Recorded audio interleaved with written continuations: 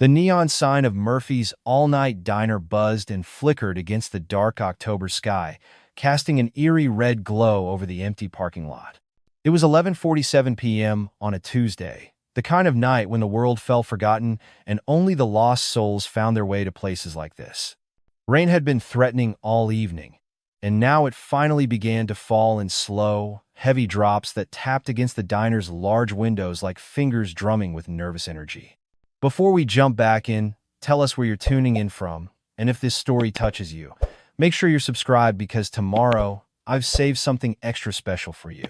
Inside, the familiar sounds of late-night comfort filled the air, the gentle hiss of the coffee machine, the soft sizzle of bacon on the grill, and the low murmur of conversations from the handful of customers who had nowhere else to be. The jukebox in the corner played an old Johnny Cash song, its melody weaving through the warm yellow light that made everything feel like a scene from a movie about better times. Behind the counter stood Sarah Mitchell, 26 years old with tired green eyes and auburn hair pulled back in a ponytail that had seen better days. She moved with the practiced efficiency of someone who had been serving coffee and hope to strangers for the better part of 3 years. But tonight was different. Tonight, there was a tension in her shoulders, a tremor in her hands as she wiped down the same coffee cup for the third time. Sarah had been glancing toward the parking lot every few minutes, her heart jumping each time headlights swept across the windows. Because somewhere out there in the darkness, David Brennan was waiting, her ex-husband, the man who had made the last 2 years of her marriage a living hell, and who had been making her life a nightmare ever since she'd finally found the courage to leave him 8 months ago. If you believe that sometimes guardian angels wear leather, jackets, and ride steel horses, that courage can come from the most unexpected places, and that real strength means protecting those who cannot protect themselves, then take a moment right now to like this video, subscribe to our channel, and tell us in the comments where you're watching from tonight. Because this story is about to show you that hope can arrive when you least expect it, in forms you never imagined. Sarah had been working at Murphy's Diner since her divorce was finalized. It wasn't the life she had dreamed of when she was 21 and walking down the aisle in a white dress, believing in forever and happily ever after. Back then, David had been charming, attentive, everything she thought she wanted in a husband. He had a good job at the local factory, a nice smile, and a way of making her laugh that made her forget about her difficult childhood and the mother who had never quite learned how to love her. But charm, Sarah learned, could be a mask. And behind David's mask was something dark and possessive that only revealed itself after they said "I do." It started small comments about her friends, suggestions that maybe she didn't need to go out so much, little criticisms about her appearance that felt like paper cuts to her self-esteem. Then it escalated. The yelling, the threats. The night he grabbed her wrist so hard it left bruises that she had to explain away at work for 2 weeks. The final straw came on a rainy night much like this one, when David came home drunk and angry about losing overtime at the factory. Sarah had burned dinner, just slightly overcooked the pork chops, and something in him snapped.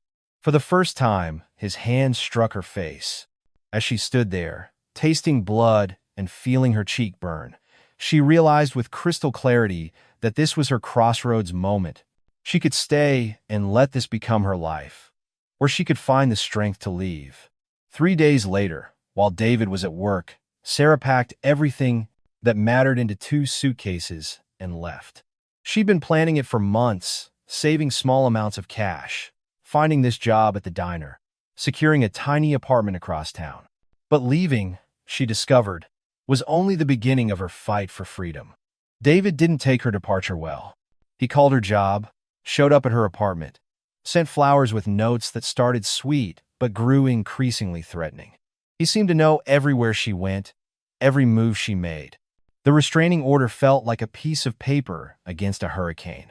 The police were sympathetic, but limited in what they could do until he actually crossed a line that left evidence. Tonight felt different, though.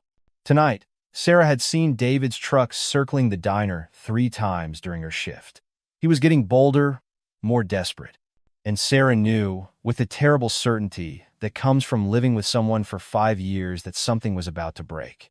At the far end of the counter sat a man who, Looked like he'd stepped out of a different world entirely. His name was Jake Diesel Morrison, and he was the president of the Broken Chain Motorcycle Club. At 43, Jake carried himself with the quiet confidence of someone who had seen the worst the world had to offer and had learned not just to survive it, but to find meaning in protecting others from it. Jake's leather vest bore the colors of his club, a broken chain wrapped around his skull, symbolizing freedom from the bonds that society tried to place on those who chose to live by their own code. His arms were covered in tattoos that told the story of his life. A memorial piece for his younger brother who died in Afghanistan, coordinates for the spot where he'd scattered his father's ashes, and the words honor, loyalty, family scripted across his forearm in bold letters. He'd been riding for 26 years, since he was 17 and desperate to escape a home where his mother's boyfriend used his fist to solve problems and his mother used pills to forget them. The motorcycle had been salvation, a 1987 Harley Sportster he'd bought with money earned from washing dishes at a truck stop. That bike taught him that freedom wasn't something you asked for. It was something you took, mile by mile, road by road. The Broken Chain MC wasn't like the clubs you saw in movies. They weren't criminals or outlaws in the traditional sense. They were mechanics, veterans, construction workers, and small business owners who had found brotherhood in the rumble of engines and the code of the road. They did charity rides for children's hospitals, escorted military funerals, and had an unofficial but well-known reputation for stepping in when the law couldn't or wouldn't protect those who needed protection. Jake had stopped at Murphy's Diner because his bike needed gas and he needed coffee. He'd been riding back from a club meeting in the next county, discussing plans for their annual Toys for Tots run and a fundraising ride for a local family whose house had burned down. It was nearly midnight, and he'd been planning to grab coffee and get back on the road to his apartment above the custom motorcycle shop he owned. But something about the waitress caught his attention. Not in a romantic way. Jake had learned long ago to read people, and what he saw in Sarah Mitchell's movements and glances wasn't someone looking for attention. It was someone looking for escape routes. As Sarah refilled Jake's coffee cup for the second time, her hands trembling slightly as she poured, she couldn't help but notice the way he carried himself. There was something solid about him, something that reminded her of her grandfather, a man who had never raised his voice, but whose presence alone could calm a room. Jake's eyes were kind but alert, and when he looked at her, she didn't feel judged or assessed. She felt seen. "Rough night?" Jake asked quietly, his voice carrying the gravelly tone of someone who'd spent years shouting over motorcycle engines and bar noise. Sarah attempted a smile, but it felt brittle on her face. "Just tired, I guess. These late shifts can be." Her words were cut off by the sound of a truck door slamming in the parking lot. Through the rain-streaked windows, she saw David's familiar silhouette approaching the diner entrance. Her breath caught in her throat, and the coffee pot in her hand began to shake so violently that Jake noticed immediately. "What's wrong?" Jake's voice had changed, becoming more focused, more alert. Sarah's eyes darted to the door, then back to Jake. In that moment, looking at this stranger who radiated quiet strength, she made a decision that would change everything. She grabbed a napkin from the dispenser, quickly scribbled something on it, and slipped it across the counter to Jake. "Please," she whispered, her voice barely audible above the diner's ambient noise. "I don't have anyone else to ask." Jake unfolded the napkin and read the hastily written words. "My ex knows I work here. He's been following me for weeks. I'm scared he's going to hurt me tonight. Please don't let him take me. I know we don't know each other, but I can see you're a good man. Please help me." Jake's jaw tightened as he read the note. He'd seen enough domestic violence cases during his years in construction, where he'd worked alongside guys trying to escape their own demons. He'd also seen what happened when good people did nothing while predators circled their prey. The diner door chimed as David Brennan entered, and the atmosphere in the room immediately shifted. David was a big man, 6'2", with the kind of build that came from manual labor and too much beer. But it wasn't his size that made people uncomfortable, it was the anger that seemed to radiate from him like heat from a furnace. His eyes swept the diner until they locked onto Sarah, and his mouth curved into a smile that held no warmth. "Hello, Sarah," David said, his voice carrying across the diner like a threat wrapped in casual conversation. "We need to talk." Sarah's face had gone pale, and Jake could see her fighting the urge to run. But where could she go? The diner had a back exit, but it led to an alley with nowhere to hide. And David was already positioning himself between her and the front door. "I'm working, David," Sarah said, trying to keep her voice steady. "You can't be here." "Can't be here?" David laughed, but there was no humor in it. "It's a public place, isn't it? Besides, we're still married in the eyes of God, whether you sign those papers or not." Jake had been watching this exchange with growing concern. He'd seen enough abusers to recognize the pattern, the public confrontation designed to make the victim feel helpless, the religious justification for control, the subtle positioning to cut off escape routes. This wasn't going to end with talking. "You need to leave," Jake said quietly, not moving from his stool, but letting his voice carry the weight of absolute authority. David turned to look at Jake for the first time, taking in the leather vest, the tattoos, the unmistakable presence of someone who wasn't intimidated by bullies. "This isn't your business, biker boy. This is between me and my wife." "Ex-wife," Jake corrected, his tone remaining level but his eyes growing cold. "And she asked you to leave. So now I'm asking you to leave." David took a step closer to the counter, his hands clenching into fists. "Or what? You gonna make me?" Jake slowly stood up from his stool, and the movement was like watching a mountain rise from the earth. At 6'4" and 250 pounds of muscle earned from decades of physical work, Jake had a presence that filled the room. But more than his size, it was his absolute calm that made David take an involuntary step backward. "I don't want to make you do anything," Jake said, pulling out his phone, "but I'm going to make a phone call. And then, you're going to have a choice to make about how you want this to end." Jake's fingers moved across his phone screen with practiced ease as he sent a group text to his club brothers. "Need backup at Murphy's Diner on Route 9. DV situation. Come heavy." The response was immediate. Within seconds, his phone buzzed with replies. Tank Rodriguez. 10 minutes out. Reaper Williams. On my way. Snake Peterson. Rolling now. Bull Thompson. ETA 12 minutes. These weren't just club members. They were brothers who had sworn an oath to each other and to a code that put protection of the innocent above everything else. Tank was an Army veteran who ran a security company. Reaper was a retired police detective who'd lost his job for refusing to look the other way when his partner used excessive force. Snake was a mechanic who'd grown up in foster care and understood what it meant to be defenseless. Bull was a construction foreman whose own sister had been murdered by an abusive boyfriend, a tragedy that had driven him to join the Broken Chains mission of protection. David had been watching Jake's phone activity with growing unease. "What are you doing? Who are you calling?" "Friends," Jake said simply, slipping his phone back into his pocket. "You've got about 10 minutes to walk out of here and drive away. After that, your options get a lot more limited." Sarah stood frozen behind the counter, torn between hope and terror. She'd never had anyone stand up for her like this. Never had someone willing to put themselves between her and David's anger. But she also knew how dangerous David could be when he felt cornered. "David, please," she said, her voice shaking. "Just go. I'll talk to you tomorrow. We can meet somewhere." And no. David's voice rose, causing the other customers in the diner to look up from their meals. "I'm tired of playing games, Sarah. You're coming home with me tonight. This whole independent woman act ends now." He started moving toward the counter, but Jake stepped sideways, blocking his path. The two men stood facing each other, and the tension in the room became almost unbearable.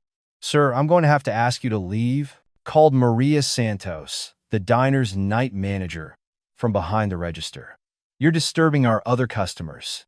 David spun around to face her. "Shut up. This is none of your business either." That was his first mistake.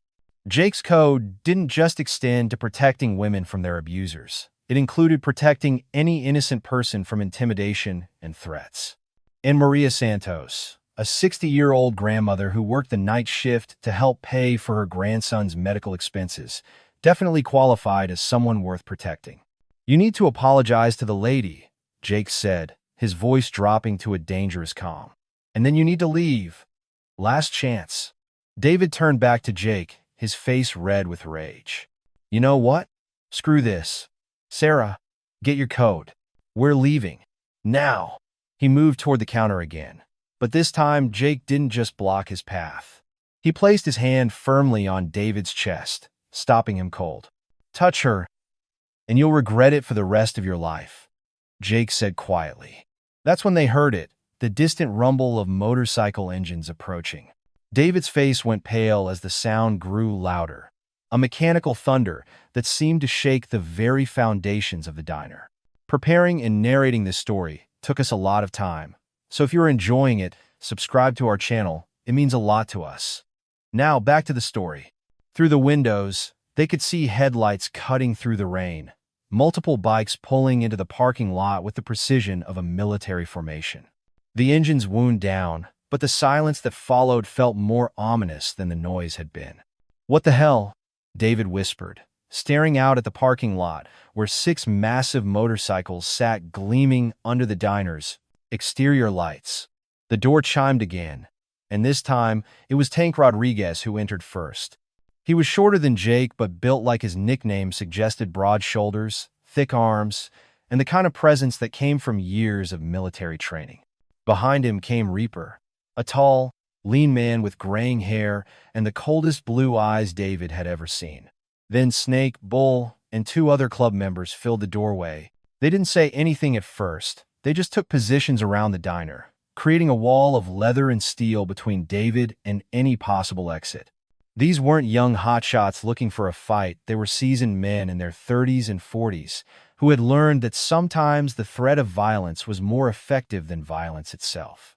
Jake looked at David, who was now surrounded and clearly understanding that whatever was about to happen was completely out of his control.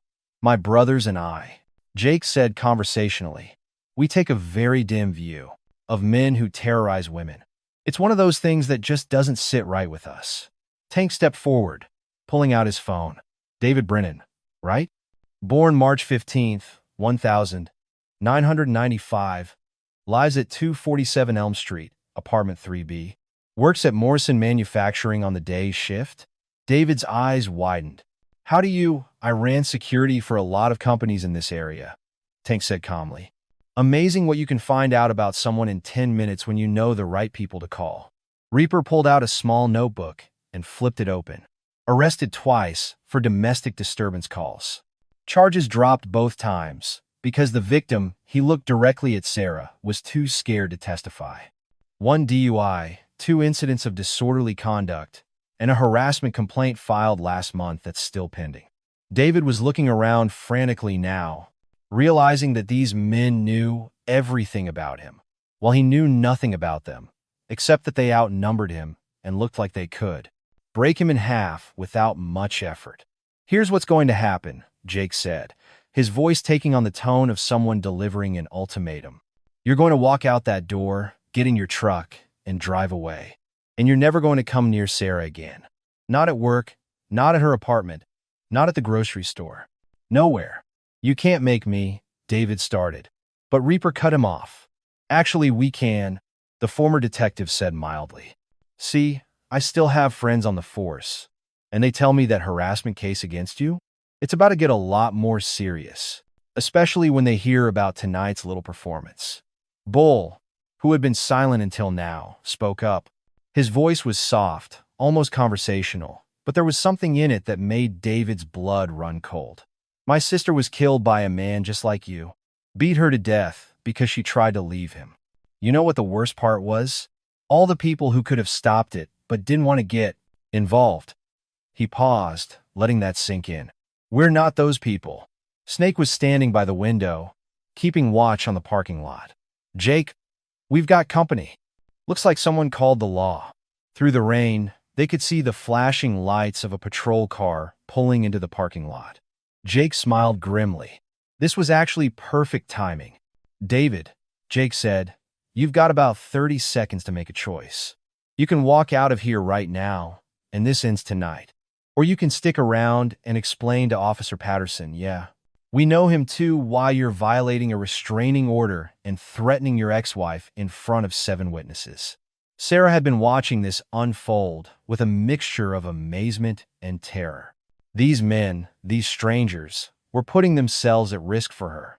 They didn't know her story, didn't know her anything, but they were standing between her and the man who had made her life hell for months.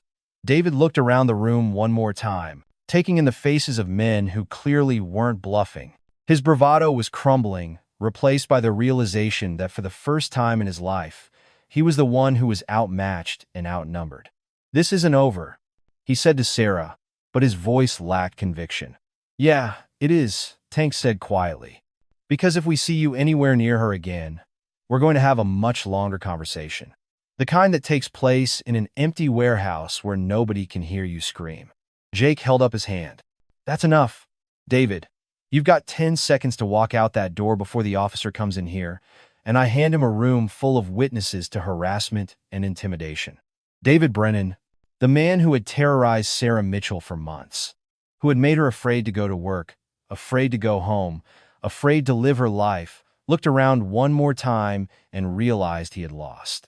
Whatever power he thought he had over Sarah was gone, evaporated in the face of 7 men who wouldn't be intimidated, wouldn't be threatened, and wouldn't walk away. He turned and stalked toward the door, his face red with humiliation and rage. But as he reached for the handle, Jake's voice stopped him. "David." The big biker's tone was conversational, almost friendly. "In case you're thinking about coming back later, or maybe waiting for us to leave, you should know something. We're not just passing through. We live here. We work here, and we have a very long memory for faces." David yanked the door open and stormed out into the rain, nearly colliding with Officer Patterson, who was just approaching the entrance. Through the windows, they watched as David fumbled with his truck keys, clearly shaken and desperate to get away from the diner and the men who had just dismantled his sense of power and control. Officer Patterson entered the diner, water dripping from his rain slicker.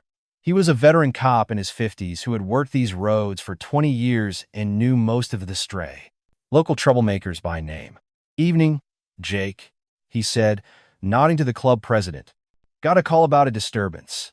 "Just a misunderstanding, Officer Patterson," Jake replied calmly. Fellow seemed lost, so we helped him find his way to the parking lot. Patterson looked around the room, taking in the scene: 7 bikers, a shaken waitress, and the lingering tension in the air. He'd been a cop long enough to know when to ask questions and when to accept that sometimes justice happened outside the courtroom. "Any problems I need to know about?" he asked Sarah directly. Sarah looked at Jake, then at the other club members who had risked themselves for a stranger, then back at the officer. "No, sir. No problems at all." Patterson nodded slowly. "Well, if any problems do develop, you make sure to call us right away. You hear?" "Yes, sir," Sarah said, her voice stronger than it had been all evening. After the officer left, the diner fell into a strange quiet.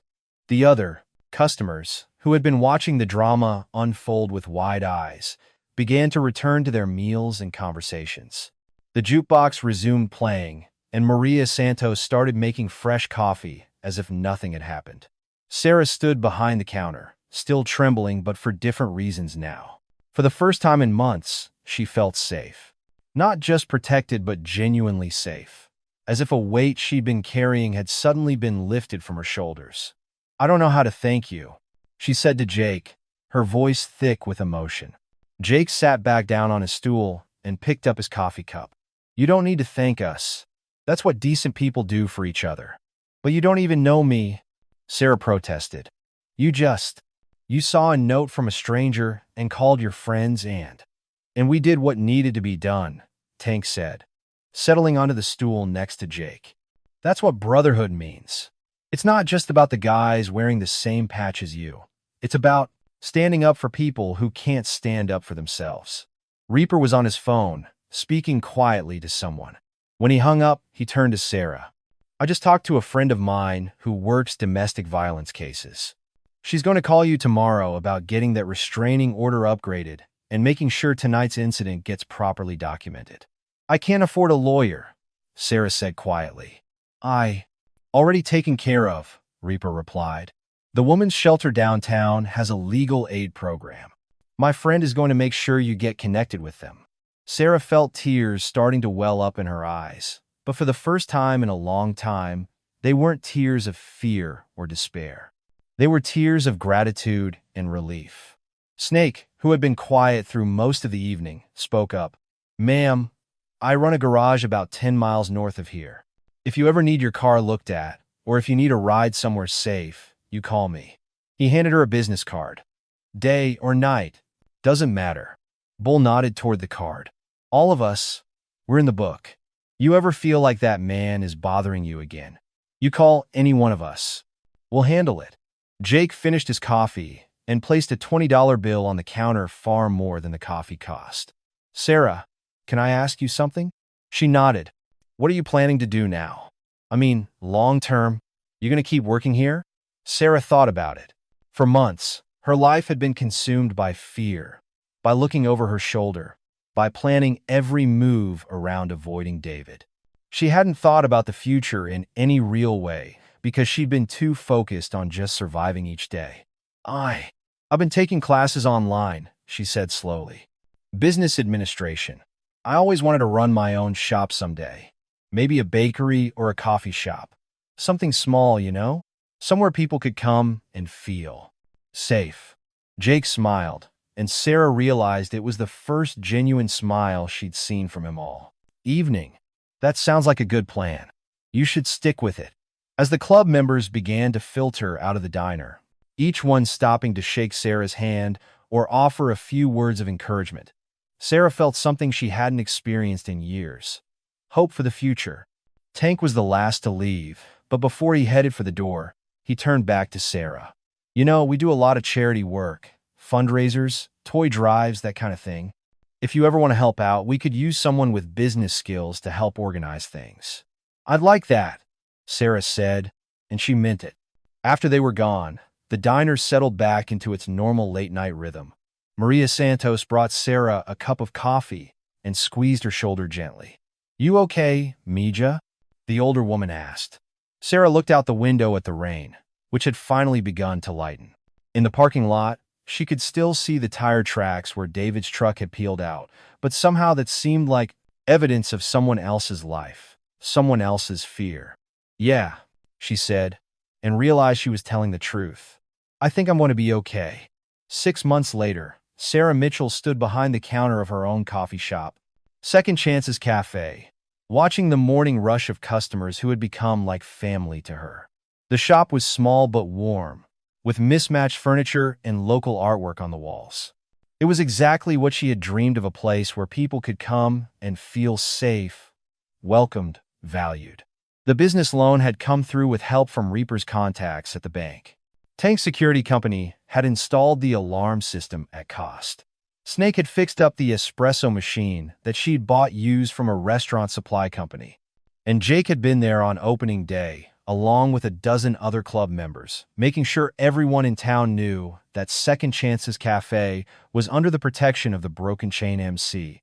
David Brennan had never bothered her again. Word around town was that he'd moved to another state, though Sarah tried not to think about him at all. She'd learned that the best revenge against someone who had tried to make her small was to live a big, full, happy life. The cafe had become an unofficial meeting place for people who needed second chances. Veterans struggling with PTSD, women leaving abusive relationships, ex-convicts trying to rebuild their lives. Sarah had started a program where people could work a few hours a week in exchange for meals and job training. It wasn't charity, it was community. Every Tuesday morning, Jake stopped by for coffee before opening his motorcycle shop. They'd become friends, the kind of friendship built on mutual respect and shared understanding of what it meant to fight for something better. How's business? Jake asked one Tuesday, settling onto his usual stool at the counter. Good, Sarah said, pouring his coffee without being asked. Really good. We're thinking about expanding into the space next door.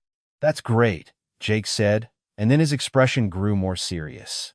Sarah, can I ask you something? Of course. Do you ever regret it? That night at Murphy's? Sometimes people think they want help, but then they feel embarrassed about needing it. Sarah thought about the question for a moment, looking around her cafe at the life she'd built for herself. Jake, that night you and your brothers gave me something I'd never had before, people who believed I was worth protecting. You gave me back my own life. Why would I regret that? She paused, then continued. You know what I think about sometimes? All the women out there who are still waiting for someone to hand them a napkin and tell them they're worth saving. That's why I do this. She gestured around the cafe. Because everyone deserves a second chance at happiness. Jake smiled and raised his coffee cup in a small toast. To second chances. To second chances, Sarah agreed, clinking her cup against his. Outside, the morning sun was shining, and the world was full of possibilities for people brave enough to believe in them. If this story touched your heart, if it reminded you that heroes don't always wear capes, sometimes they wear leather and ride motorcycles, then please take a moment to like this video, subscribe to our channel, and share this story with someone who might need to hear it. Because in a world that can sometimes feel dark and dangerous, it's important to remember that there are still people out there who believe in protecting the innocent, standing up for the vulnerable, and giving second chances to those who need them most. And before you go, take a moment to write in the comments, I believe in second chances. Because sometimes that belief is all it takes to change someone's life forever. Sometimes the angels we pray for ride motorcycles. And sometimes all it takes is one person willing to say, I'll help you, to change everything. Up next, you've got two more standout stories right on your screen. If this one hit the mark, you won't want to pass these up. Just click and check them out.